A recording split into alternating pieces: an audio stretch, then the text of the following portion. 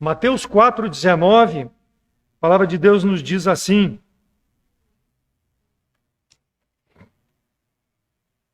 Mateus 4,19, e disse-lhes: vinde após mim e eu vos farei pescadores de homens. Pescadores de homens. O coração de Deus certamente é um coração voltado para missões. Por quê? Porque Deus quer resgatar o homem pecador. Lucas 19:10, porque o Filho do Homem veio buscar e salvar o que havia se perdido. Então o amor de Deus se estende a todo homem. Deus amou o mundo de tal maneira que deu o seu Filho unigênito para todo aquele que nele crê, não pereça, mas tenha a vida eterna. Então o amor de Deus é extensivo a todo o homem. E nós vemos na palavra de Deus, porque todos pecaram e carecem da glória de Deus. Romanos 3:23. O salário do pecado é a morte, mas o dom gratuito de Deus é a vida eterna em Cristo Jesus.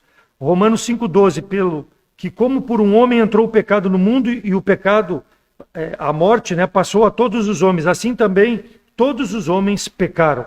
Então a Bíblia é clara, a Bíblia é direta, que o homem vive no pecado, o homem jaz no maligno. Por quê? Porque ele se separou pelo pecado de Adão e esse pecado foi estendido a todo o homem. O homem está separado do amor de Deus. Então Deus tem a preocupação na área espiritual do homem de reestabelecer a comunhão espiritual com o homem, para que o homem aqui nesse mundo possa andar com Deus. Mas a palavra de Deus diz que é pela graça que sois salvos, mediante a fé. Isso não vem de vós, é dom de Deus, não vem de obra para que ninguém se glorie. Então não depende do homem, depende da graça misericordiosa de Deus para que o homem possa ser salvo. Por isso que missões são importantes. É a forma de nós levarmos essa mensagem às pessoas para que elas possam, assim como nós já cremos em Jesus Cristo como Salvador, elas também possam crer em Jesus Cristo como Salvador. Então a oferta da graça,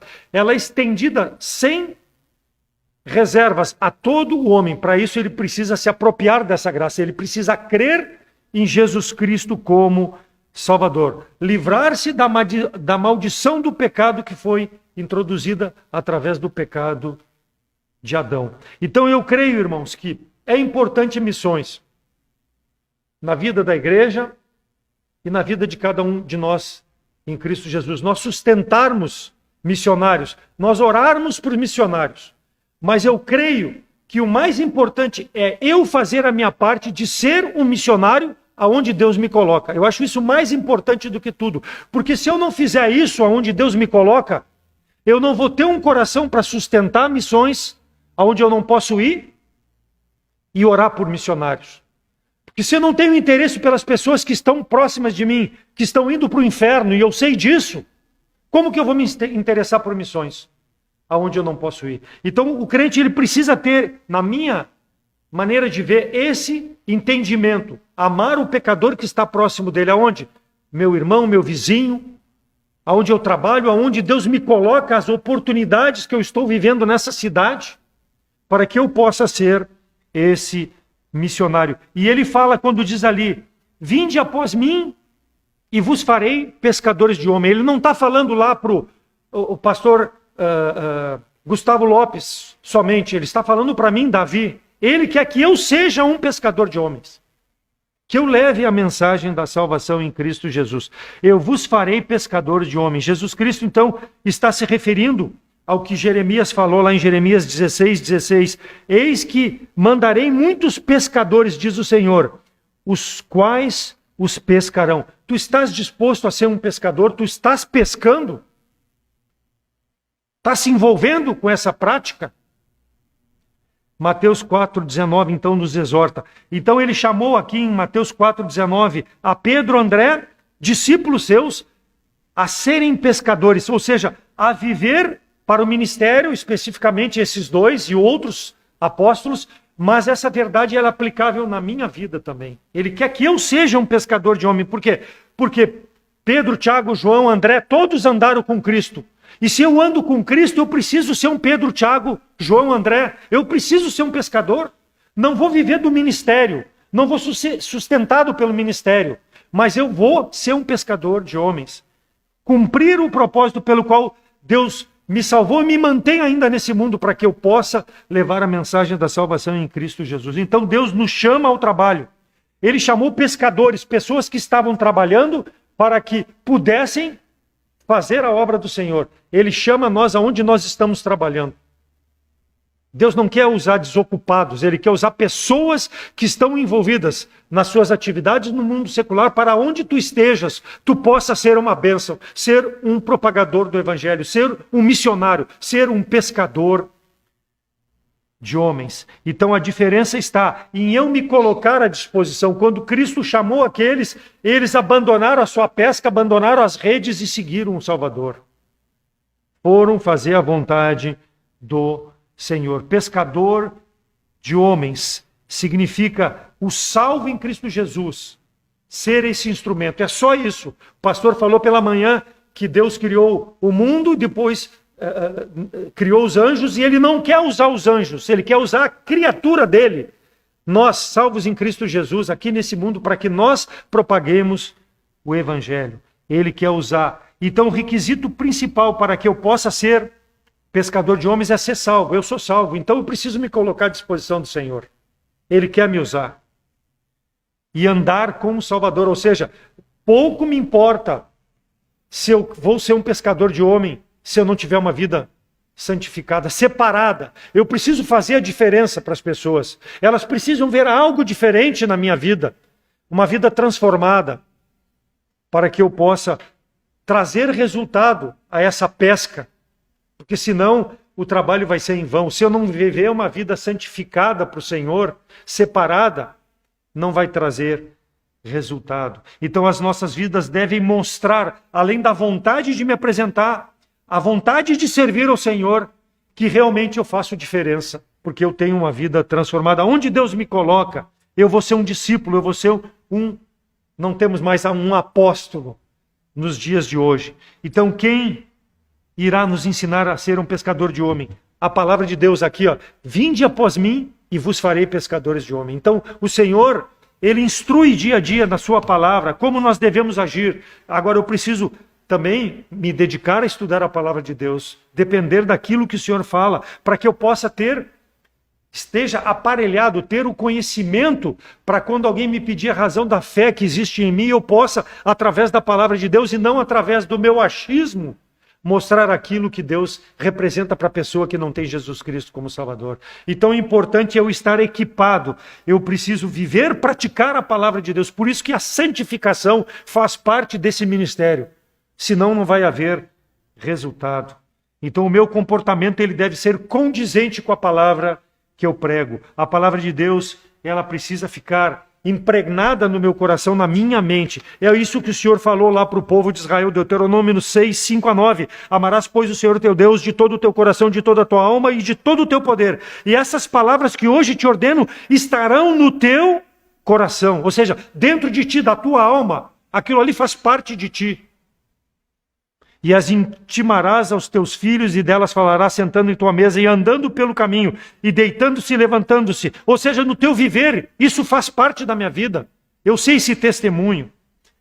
Também as atarás por sinal na mão. Se tu tiver dificuldade, vai pecar contra o Senhor, bota algo, amarra, né? Escreve em algum local para que tu possa lembrar que tu não deve se desviar dessa verdade. E te serão como testeiras entre os teus olhos. E escreverá nos umbrais da tua casa, pendura versículos que te lembrem da tua responsabilidade de ser esse pescador. Jó 19, 23. Quem dera agora que as minhas palavras se escrevessem, quem dera que fossem gravadas num livro. Nós temos tudo gravado, tudo que é necessário para sermos esse pescador. Então, se nós olharmos aqui no capítulo 4 de Mateus, o Senhor está chamando para o trabalho. Aí o capítulo 5, 6 e 7, ele traz princípios, traz esses equipamentos para que eu possa ser esse missionário, esse pescador de homens. E aqui no capítulo 8 que eu quero me ater. Eu quero me ater aqui o que o Senhor fala para a nossa vida, aquilo que nós devemos ter como entendimento, o que é necessário para eu ser um pescador de homens de sucesso. Que faça a vontade de Deus. Claro, o equipamento específico é necessário, a disposição, a paciência. Mas se eu não tiver a fé de que o Senhor tem poder para salvar, eu não vou ser um pescador de homens. Não é obra minha, é obra do Espírito Santo de Deus. Eu preciso ter a fé de que aquela pessoa com quem eu estou tendo contato, Deus tem poder de transformar aquela vida. Por mais pecador que ele seja, por mais miserável que ele esteja vivendo diante dos meus olhos ou diante dos olhos de Deus nesse mundo, Deus tem poder. E eu tenho que ter essa fé para que eu possa entregar um folheto, para que eu possa dar testemunho, para que eu possa propagar o Evangelho. Porque as pessoas não querem, irmãos, saber do Evangelho. Elas não vão vir. Quantos temos estranhos aqui na igreja hoje? Não temos ninguém. Elas não estão dispostas a vir num dia de chuva ouvir a palavra de Deus. Mas eu tenho que ir a elas. Eu preciso ser esse pescador. Convidá-las a chegar aqui para que possam ouvir a palavra do Senhor. Então, em Mateus 8, o Senhor nos dá exemplos que, se nós tivermos fé, as pessoas serão salvas. Claro que é evidente que as pessoas também precisam ter a mesma fé que nos salvou no Senhor Jesus Cristo. É claro disso, mas isso é um outro ponto. Mas elas precisam demonstrar essa fé. Mas nós, juntamente com a fé deles, com a nossa fé que Deus tem poder de salvar, nós vamos contribuir para que essa pessoa possa ouvir a mensagem do Evangelho, receber a vida eterna em Cristo Jesus. E é o que eu quero analisar, abrindo ali para Mateus capítulo 8. O capítulo é longo. Talvez eu leia muitos versículos, outros eu não vou ler para não tomar muito tempo. Mas nós vamos ver os aspectos importantes para a nossa vida em relação à fé que nós temos que ter, em relação à fé que a pessoa precisa ter em Cristo Jesus também. E o Senhor nos mostra aqui, versículos de 1 a 4, nos fala do leproso. E descendo ele do monte, seguiu uma grande multidão. E eis que veio um leproso e o adorou, dizendo: Senhor, se quiseres, pode tornar-me limpo. E Jesus, estendendo a mão, tocou-lhe, dizendo: quero ser limpo. E logo ficou purificado da lepra. E disse então Jesus: olha, não o digas a ninguém, mas vai, mostra-te ao sacerdote e apresenta a oferta de Moisés, que ele determinou, para que lhe sirva de testemunho. Então aqui nós vemos a fé como ingrediente fundamental nesse leproso.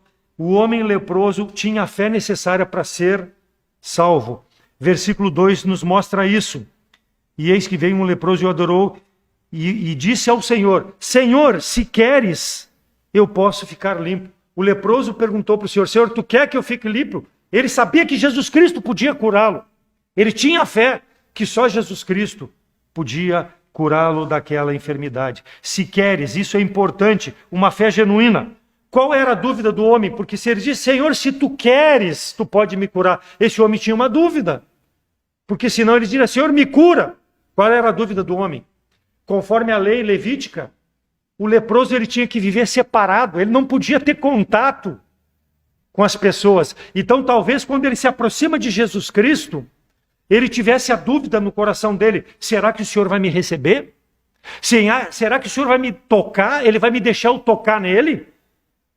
Essa era a dúvida do homem, mas ele tinha fé que o Senhor tinha poder de curá-lo. E assim nos dias de hoje, irmãos, as pessoas, elas precisam ter essa fé salvadora. O leproso tinha fé, mas ele tinha uma dúvida. As pessoas vivem com dúvida: será que Jesus Cristo vai me aceitar? Porque eu tenho tanto pecado na minha vida. Mas nós precisamos levar a mensagem e mostrar que Jesus Cristo tem poder. A pessoa precisa confiar nele. Essa é a nossa responsabilidade. Só que o seguinte, esse cara é tão pecador, talvez uma prostituta, talvez um homicida, eu não vou me achegar a ele, a lepra dele me afasta de eu levar a mensagem da palavra de Deus. Porque eu não quero, eu sou um levita, eu não quero me contaminar com ele. Não, irmãos, não é assim que funciona. O Senhor mostra, ele disse assim, ó, versículo 1, descendo o Senhor foi de encontro ao leproso. Nós devemos ir de encontro às pessoas, para que elas possam depositar a fé em Jesus Cristo, porque nós já depositamos uma vez, e nós precisamos levar a essas pessoas o Evangelho.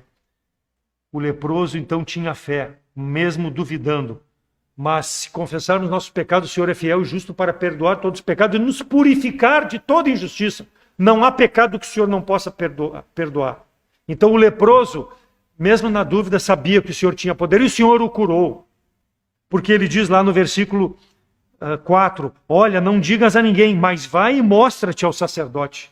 Ou seja, o Senhor deu uma ordem para ele, dele ir ao sacerdote, mostrando que o Senhor atendeu a fé desse homem, curou esse homem, porque ele depositou a fé no nosso Senhor e Salvador Jesus Cristo. Então nós precisamos acreditar também, irmãos, que o Senhor pode curar esse leproso, e o leproso ter a mesma fé que o Senhor pode curar. Não tire da tua lista de testemunho pessoas, talvez que tu rotule como pecadoras em grau muito elevado, que o Senhor jamais vai curar desse pecado. Não rotule. Não duvide do poder do Deus Todo-Poderoso. Efésios 1:4. Como também nos elegeu antes da fundação do mundo, para que fôssemos santos e irrepreensíveis diante dele em amor. Eu quero trazer aqui santos e irrepreensíveis. Não dizer que Deus vai salvar independente de eu fazer a obra. Não, não. Deus quer que eu saiba que eu preciso ser santo e irrepreensível para fazer a obra do Senhor. Mesmo sabendo que Ele sabe quem vai ser salvo. Eu não sei, mas eu preciso pregar o Evangelho. Para que as pessoas possam crer em Cristo como Salvador. Não podemos perder as oportunidades de falar de Cristo. Agora, sai da onde tu está. O Senhor desceu o monte. O Senhor foi de encontro ao pecador. Nós precisamos fazer o mesmo. Talvez eu esteja num pedestal elevado, achando que sou muito espiritual e não quero baixar o nível do pecador. Cuide. Cristo, lá em Lucas 10, 17 a 31, quando ele tratou lá com aquele jovem rico e perguntou o jovem para ele o que precisava para herdar a vida eterna, né? O Senhor perguntou para ele o que ele entendia que era necessário, e ele responde que precisava guardar os mandamentos do Senhor, e o Senhor perguntou, então faz isso? Desde a infância eu faço isso. Eu sou um homem bom. Eu faço isso, eu guardo os mandamentos, eu sirvo ao Senhor. Aí o Senhor diz para ele, falta-te uma coisa. O jovem rico, vai, vende tudo que tem, distribui aos pobres. E tu vai ter tesouros no céu. E o jovem se retirou, diz a palavra do Senhor lá no versículo 24 de Lucas 10, que ele se retirou pesaroso porque ele tinha muitas riquezas e não quis se desfazer. Não que o rico não possa ser salvo, não é isso. Não pode ser salvo a pessoa que confia nos tesouros desse mundo, nas riquezas desse mundo. Para Deus nada é impossível, a palavra de Deus nos fala. Mas quando a pessoa deposita o coração nas riquezas desse mundo, né, é a rejeição da palavra do Senhor. Então é difícil as pessoas que confiam em riqueza entrar no reino de Deus, mas nós não sabemos quem confia ou não em riqueza. Nós devemos pregar o Evangelho, porque a Deus nada é impossível. Por isso, mais uma vez, não rotule ninguém que é incapaz de ser salvo. Cristo sabia muito bem o que ia acontecer com aquele jovem, por isso que ele interpelou o jovem com essa situação. Então o leproso, ele se afastou da multidão, mas ele se aproximou do Senhor, porque a multidão não pode salvar, mas o pecador pode ser salvo pelo sangue de Cristo Jesus. Então é um ensinamento da palavra do Senhor. O homem se aproximou pela fé, então ele se aproximou, e o Senhor fala, dá ordem lá para que ele não dissesse nada a ninguém e fosse lá e apresentasse aquilo que Moisés disse que tinha que ser apresentado pela purificação. Mas para aí, por que o Senhor disse para não falar para ninguém se eu estou falando em ser um testemunho? Mas ele queria atingir aqueles principais, aqueles sacerdotes que eram muito legalistas conforme a lei, mas que não viviam a lei. E aí ele disse, vai, mostra-te a eles. Por quê? Porque vai dar testemunho do que eu fiz por ti. E é isso, irmãos. Nós temos que dar testemunho daquilo que o Senhor fez. Não para os crentes, mas para o pecador, para aqueles que precisam de Jesus Cristo como Salvador. Esse deve ser o nosso alvo. É importante a comunhão com os irmãos, mas muito mais importante é sermos a luz nesse mundo, sal nessa terra, para que as pessoas possam conhecer Jesus Cristo como Salvador. Então, se não houver fé, nós não vamos poder afetar a vida das pessoas porque elas carecem da fé. Mas quando eles veem uma fé genuína na minha vida, elas vão ser impactadas pela palavra do Senhor. E vão colocar como o leproso colocou a fé no nosso Senhor e Salvador, Jesus Cristo, que era o único capaz de salvá-lo daquela situação que ele vivia diante da sociedade. A rejeição por parte da sociedade, mas o Senhor não o rejeitou. Então esse é o primeiro caso. O segundo caso, o centurião, versículos de 5 a 13. E entrando em Cafarnaum, chegou junto dele um centurião rogando-lhe e dizendo, Senhor, o meu criado jaz em casa, paralítico e violentamente atormentado. E Jesus lhe disse, eu irei e darei saúde. E o centurião respondendo, e aqui é o principal, o centurião respondendo, irmãos, Senhor, não sou digno de entrares debaixo do meu telhado, mas dize somente uma palavra, e o meu criado sarará. Pois eu também sou homem sob autoridade, e tenho soldados sob minhas ordens, e digo a este vai, e o outro vem, e ele vem, e ele vai. E ao meu criado faz, e ele faz. E maravilhou-se o Senhor disto, e disse aos que o seguiam, verdadeiramente vos digo que não achei em Israel uma fé tão grande como desse homem. Não achei uma fé tão grande. Então o centurião também, mostrando fé, ele não precisava ser curado. Quem precisava era o seu servo. Mas ele mostrou fé, que o Senhor tinha poder. Somente, Senhor, com uma palavra. Tu não precisa ir lá na minha casa. Somente com uma palavra. Um folheto tu entrega para a pessoa vai ser salva. É a obra do Espírito Santo de Deus, não é tua. Mas tem que entregar o folheto. Tu tem que testemunhar com a tua vida para essa pessoa, para que ela possa ser salva. Ela não precisa, talvez, vir na igreja. Mas se tu testemunhar lá fora, talvez depois ela venha aqui na igreja para conhecer melhor.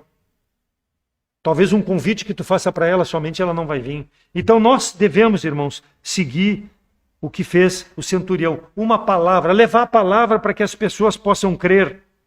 Nem mesmo em Israel encontrei tanta fé. Então o Senhor elogia esse centurião, o homem que cuidava de mais de 100 homens, centurião romano, cuidava de 100 homens sob sua responsabilidade.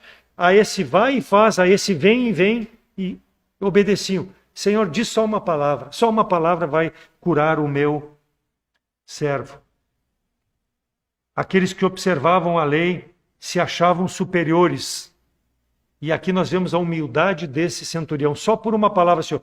Os escribas, os fariseus, os sacerdotes não aceitavam a palavra do Senhor. E esse disse, Senhor, só uma palavra e o meu servo vai ser curado.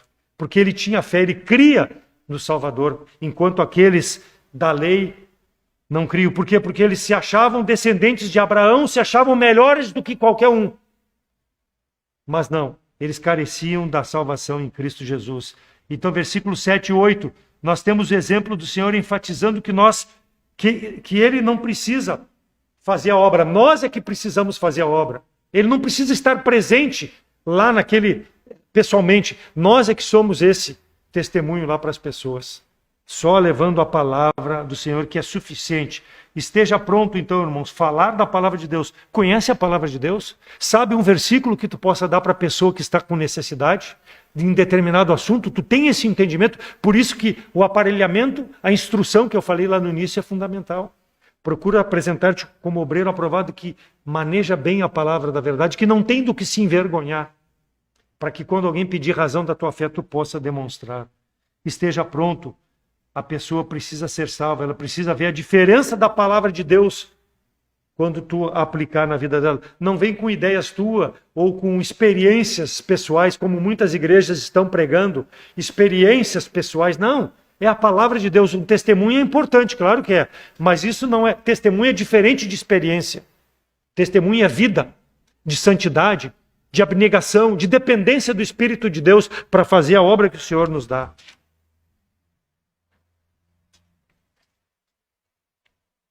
Sentimentos não salvam. O que faz diferença é a palavra de Deus. Pregada, testemunhada. O Mormon acha que quando ele sente alguma coisa interna, ele é salvo. Foi assim que aconteceu com aqueles dois a caminho de Emaús, quando o Senhor, falando sobre a ressurreição, falando sobre a obra salvadora deles, e eles não criam que estavam diante do Senhor, e eles diziam lá depois, não ardia em nós o coração. Muitas igrejas estão ardendo o coração, mas não são transformadas, porque a palavra não é pregada. Lá era o Senhor dando testemunho para aqueles dois homens de Emaús lá, a caminho de Emaús. A palavra precisa ser pregada no púlpito, na nossa vida, irmãos, para que ela possa não arder no coração deles simplesmente no sentimento, mas transformar a vida deles, como transformou a nossa vida. Mas para isso nós precisamos vivenciar dia a dia essa palavra. Ela é suficiente, foi suficiente para a minha salvação, é suficiente para a salvação de todo aquele que crê, que deposita a fé em Jesus Cristo. Então, tenha um versículo decorado, tenha a palavra de Deus à mão quando pode, mesmo que no celular. O pastor Roger não gostava de usar o celular. Ele abria sempre a Bíblia. Ele não gostava, né? Não gostava nem de projeção, mas cada um. Mas tenha, é melhor ter no celular do que não ter, porque aí tu não vai ter como dar razão daquilo que ele precisa. Porque a fé é pelo ouvir, e o ouvir pela palavra de Deus. Está aqui, ó. É a palavra de Deus que diz que tu é pecador, que tu vai para o inferno, mas que Jesus Cristo vai te salvar. Essa é a palavra, não sentimentos. Então esse é o caso do centurião. Pela tua palavra, Senhor, o meu servo vai ser curado. Ele tinha fé em Jesus Cristo e o servo foi curado.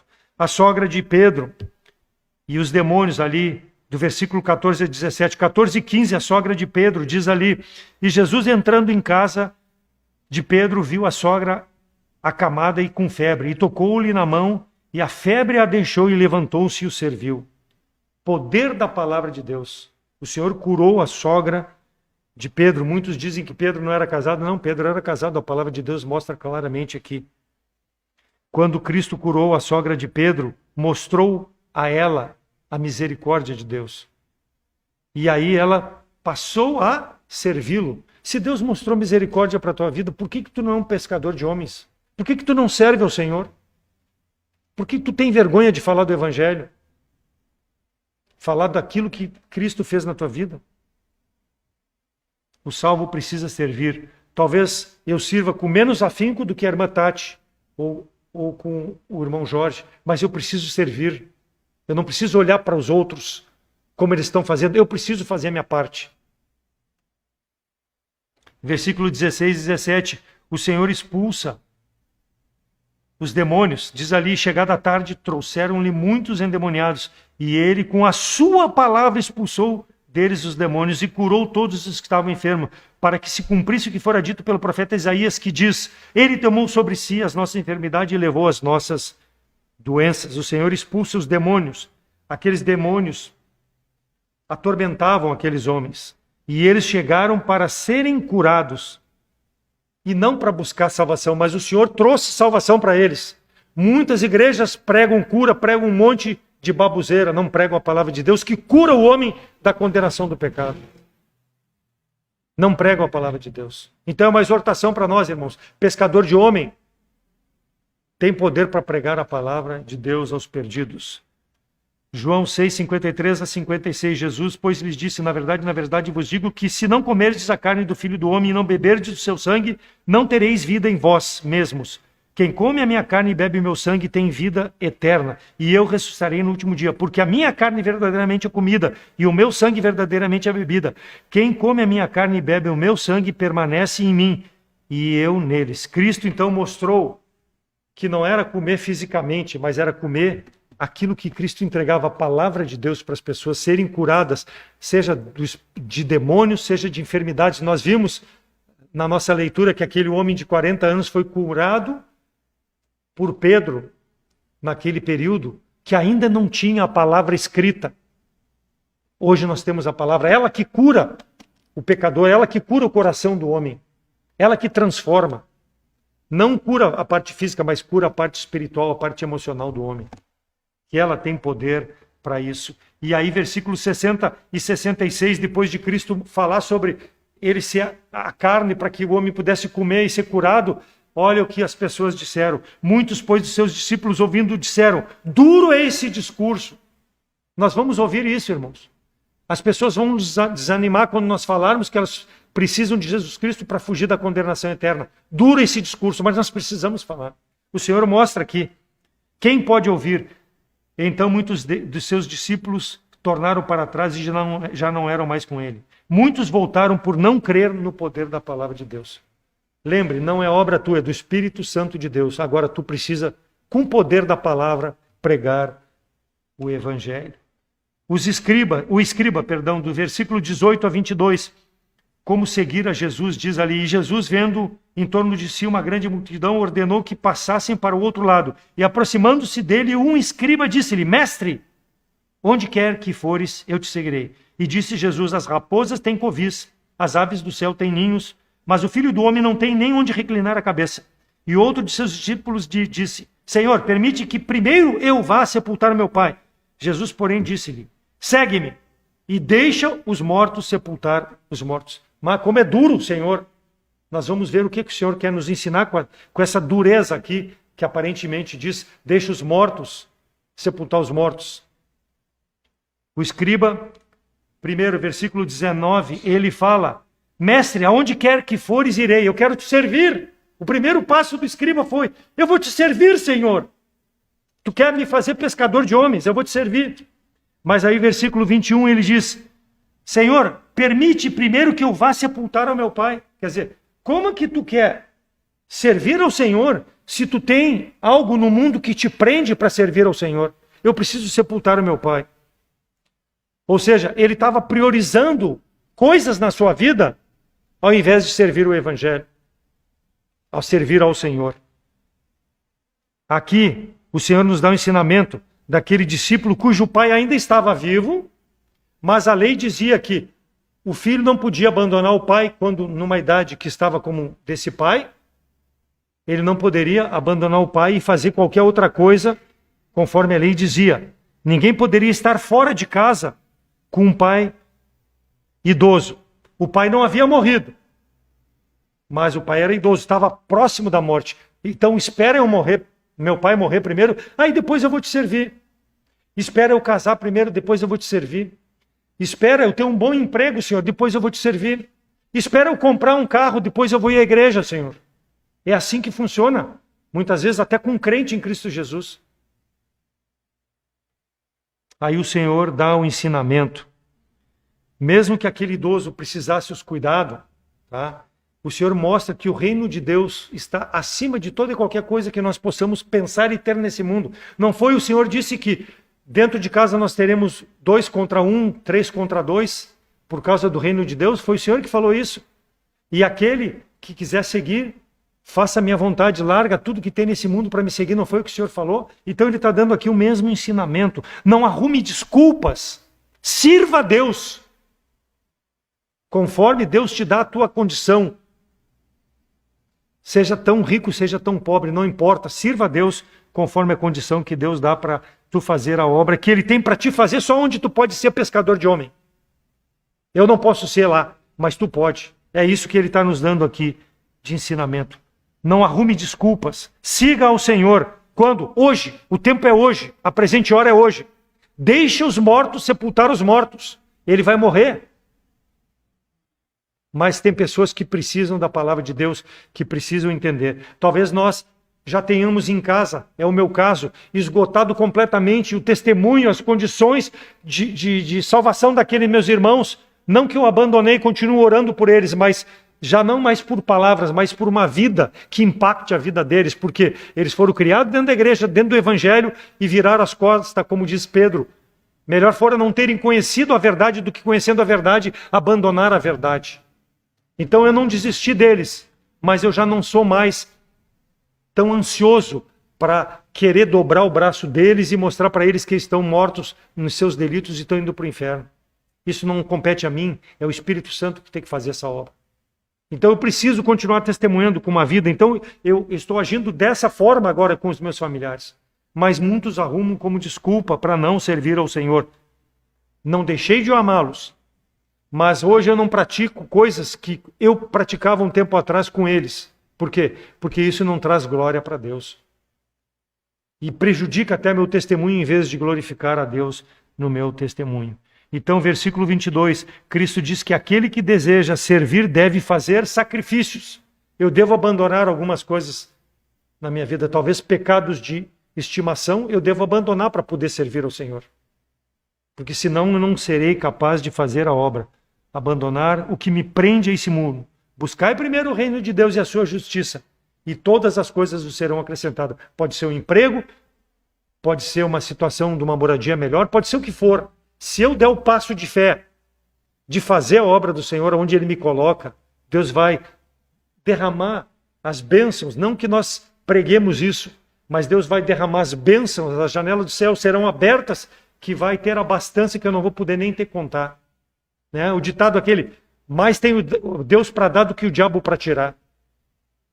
no sentido de que Deus tem poder, porque a Ele pertence o ouro, a prata, todas as riquezas, tudo aquilo que nós podemos pensar para ter, Deus vai nos dar, mas não podemos barganhar com Deus. Agora, quando Deus vê um coração pronto, disposto, Ele vai nos abençoar em todas as áreas da nossa vida, na saúde, na parte material, na parte de relacionamento, seja no que for, Ele vai nos abençoar ricamente, porque a minha visão é ser um missionário, ser um pregador da palavra de Deus com um testemunho de vida que glorifica a Deus. Se alguém quiser vir após mim, aborreça pai, mãe, tudo, emprego, seja o que for, e siga-me, é o que o Senhor diz, 14:26 de João, seja o meu discípulo.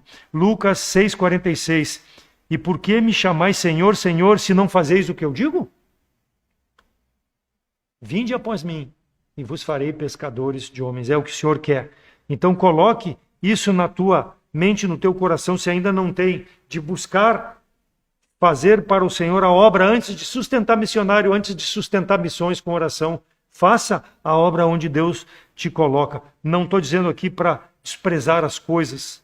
Eu preciso de sustento, eu preciso da minha família, mas não coloque isso em primeiro lugar. E, por último, nós vamos ver a tempestade, ali do versículo 28 ao versículo 34 de Mateus 8. E chegando ao outro lado, a província dos Gadarenos, saíram ao encontro 2 endemoniados, vindos dos sepulcros. Perdão, é o de cima, 23 a 27. É a tempestade apaziguada. E entrando ele no barco, seus discípulos o seguiram. E eis que no mar levantou-se uma tempestade tão grande que o barco era coberto pelas ondas. Ele, porém, estava dormindo. E os seus discípulos, aproximando-se, o despertaram, dizendo: Senhor, salva-nos, porque perecemos. E ele disse-lhes: por que temeis, homens de pequena fé? Homens de pequena fé. Então, levantando-se, repreendeu o vento e o mar, e seguiu-se uma grande bonança. E aqueles homens se maravilharam, dizendo: que homem é este que até os ventos e o mar lhe obedecem? Então, por que temeis, homens de pequena fé? Muitas vezes nós somos assim, irmãos. Quando se levanta o problema, quando se levanta talvez uma perseguição, porque eu estou sendo um testemunho do Evangelho, eu vejo aquelas coisas e eu acabo afundando, ao invés de confiar no Senhor. Esqueceram-se de que Cristo é Deus. Cristo mandou eles subir naquele barco, versículos 18 e 23, e passassem para o mar da Galileia. Foi Cristo que mandou eles ir. E se Cristo nos mandou, eis que estou convosco todos os dias até a consumação dos séculos. Não é o ide de Jesus Cristo, 28, 20 de Mateus? Ele nos deu a ordem de ser pescadores. Então ele está conosco. A tempestade que possa nos cercar, de empecilhos para sermos o testemunho, nós não devemos olhar para essas coisas. Devemos encarar como o caminho certo para fazer a vontade de Deus, porque quando se levanta o adversário é porque nós estamos no caminho certo. Estamos honrando e glorificando a Deus com a nossa vida. E o inimigo não quer isso, irmãos. Não quer dessa igreja, não quer pessoalmente de cada um de nós. Por quê? Porque ele quer prevalecer, mas a palavra de Deus diz que as portas do inferno não prevalecerão contra o reino de Deus. É o que o Senhor está nos dando aqui de ensinamento. Então, precisavam confiar. Homens de pequena fé. Quando sair, não olhe para as dificuldades, olhe para aquele que te salvou, que tem poder para salvar as pessoas. Ele prometeu estar conosco. Por mais que o mar da Galileia, repentinamente, ele era de 25 quilômetros de comprimento e 13 de largura, ele poderia parecer calmo, um espelho, do nada levantava um vento por causa daquelas montanhas, batia ali e o mar ficava encapelado, o mar ficava difícil de navegar. É assim quando nós testemunhamos, irmãos. Mas Deus quer que nós tenhamos a fé. Não seja um homem de pequena fé. O Senhor está presente no barco. Eis que estou convosco. Ele disse para os discípulos: vão no barco, passem para o outro lado do mar da Galileia. E o Senhor estava com eles. Por que eles fizeram? A dúvida no seu coração. Não seja duvidoso. Seja fiel. Agora sim, por último, os 2 endemoniados, versículos 28 a 34. E tendo chegado ao outro lado, a província dos Gadarenos, saíram ao encontro 2 endemoniados, vindos dos sepulcros, tão ferozes eram que ninguém podia passar por eles no caminho. E eis que clamavam dizendo: que temos nós contigo, Jesus, Filho de Deus? Vieste aqui atormentar-nos antes do tempo? E andava pastando diante deles uma manada de muitos porcos. E os demônios rogaram-lhe, dizendo: se nos expulsas, permite que entremos naquela manada de porcos. E ele lhes disse: ide. E saindo eles, se introduziram na manada dos porcos, os espíritos imundos. E eis que toda aquela manada de porcos se precipitou no mar por um despenhadeiro e morreram nas águas. E os porqueiros fugiram e, chegando à cidade, divulgaram tudo o que acontecera aos endemoniados. E eis que toda aquela cidade saiu ao encontro de Jesus e, vendo, rogaram-lhes, dizendo: retira-se daqui, retira-se destes termos. Versículo 29. Os endemoniados reconheceram a divindade do Senhor. Que temos nós contigo, Jesus, Filho de Deus, que temos nós contigo. Eles reconheceram que Jesus Cristo era o Deus em pessoa. E eles sabiam por que tu chegou aqui antes do tempo. Eles sabiam que seriam julgados e serão julgados, serão lançados no lago de fogo de enxofre eternamente. Eles sabiam isso. E eles reconheceram Jesus Cristo. Então, se nós vamos testemunhar, né, nós não vamos encontrar talvez o endemoniado de Gadareno, não vamos encontrar esse endemoniado, mas vamos encontrar o inimigo fazendo o possível para não permitir para que a gente avance com o testemunho do Evangelho. Versículos 33 e 34. A cidade pediu para que o Senhor se retirasse. Eles, ao invés de temer o poder de Deus por aquilo que ele fez naqueles dois homens e precipitou aqueles porcos no abismo do mar, eles disseram: retira-se daqui, Senhor. Nós sabemos que a palavra de Deus não será aceita por muitos, mas nós precisamos pregar a palavra de Deus. Retira-te daqui, não importa. Mas tu semeou a palavra de Deus, tu deu uma oportunidade para a pessoa de não te acusar na eternidade futura, porque foi lançado no lago de fogo de enxofre, porque ninguém me falou de Cristo. Não me falaram de Cristo, tem um hino do cantor cristão. Nós não podemos omitir a palavra do Senhor. Então as pessoas não passavam por aquele lugar onde estavam os endemoniados. Por quê? Porque aquela era uma cena pavorosa. Eles não queriam ter risco nenhum, mas o Senhor foi de encontro a eles, levou a palavra. Então não perca isso de vista. Por maior que seja o risco, leve a palavra às pessoas. Talvez futuramente no nosso país possamos até ser presos do jeito que está seguindo, a forma como estão buscando ocasião para crucificarem os crentes. Tudo está sendo tratado dessa forma, mas enquanto isso não acontecer no nosso país, nós temos a liberdade de pregar a palavra do Senhor. A cidade preferiu o cuidado pelos porcos ao invés de reconhecer o poder de Deus. Muitos daqueles judeus talvez não comessem o porco, mas ficaram preocupados que aqueles porcos morreram.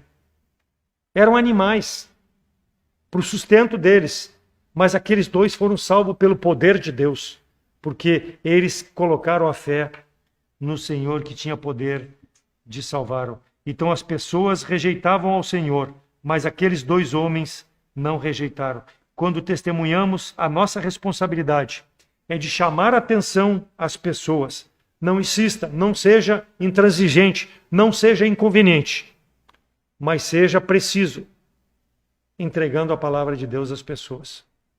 Né? Nós temos experiência quando fazemos a Expo Inter. Quantos e quantos passam lá e nós estamos dando folheto? Não quero saber nada disso. Não tem problema. Nós, no dia da eternidade, seremos justificados se aquela pessoa não receber Jesus Cristo como Salvador por outra pessoa. Nós tentamos chegar, mas a pessoa não quis. É o que aconteceu com essa cidade. Sai daqui, Senhor, nós não te queremos. É muito risco para nós. O poder de Deus transforma a vida das pessoas, mas as pessoas precisam colocar a fé que esses dois endemoniados colocaram no Senhor e Salvador Jesus Cristo. Pregue a palavra, inste em tempo, fora de tempo, redargas, exorte, com longanimidade e doutrina. Não seja inconveniente. Então, irmãos, a semente, ela precisa ser lançada. E nós devemos entender que a obra quem faz é o Espírito Santo de Deus, em convencer esse mundo do pecado e do juízo de Deus. Mas nós somos pescadores de homens, pessoas que Deus nos escolheu para levar a palavra de Deus. Não deixe de evangelizar. Seja uma pessoa preparada para dar razão da tua fé. Responsabilidade que Deus deu a nós, salvos em Cristo Jesus. Mesmo que as pessoas não queiram, nós somos responsáveis. Semeie, ore pelas pessoas que receberam esse folheto. Senhor, faz a obra nesse coração, que tu possa ser glorificado. Um semeia, outro ceifa, mas é o Senhor que dá o crescimento. João 4:37, 1 Coríntios 3:7. Talvez nós não vejamos o resultado, porque a pessoa não voltou a falar com nós, a pessoa não veio na nossa igreja, mas talvez ela possa ir numa outra igreja fundamentada na palavra de Deus por causa daquele folheto. E talvez ela vá ouvir a palavra de Deus e vai ser transformada. E tu é que fez o trabalho, tu vai ter o galardão. Deus não vai ser injusto, Ele vai te dar o galardão pelo trabalho que tu fez. João 4:35-38. Não dizeis vós que ainda há 4 meses até que venha a ceifa? Eis que vos digo, levantai os olhos e vede as terras, que estão brancas para a ceifa. E o que ceifa recebe galardão e ajunta fruto para a vida eterna, para que assim que o que semeia como o que ceifa, ambos se regozijem para a vida eterna, para que assim o que semeia e o que ceifa, ambos se regozijem. Porque nisso é verdadeiro o ditado, um é o que semeia e o outro é o que ceifa. Eu vos enviei a ceifar onde não trabalhaste, outros trabalharam e vós entraste no seu trabalho. Então os campos estão prontos. Quando? Hoje. É já. É imediato. Não deixe para amanhã. É hoje que Deus quer que tu seja pescador de homem. O hino do cantor cristão que nós usamos como apelo 259. Meu amigo, hoje tu tens a escolha. Vida ou morte, qual vais acertar? Amanhã pode ser muito tarde. Então é nós que devemos dar à pessoa a opção. Como um pescador de homens.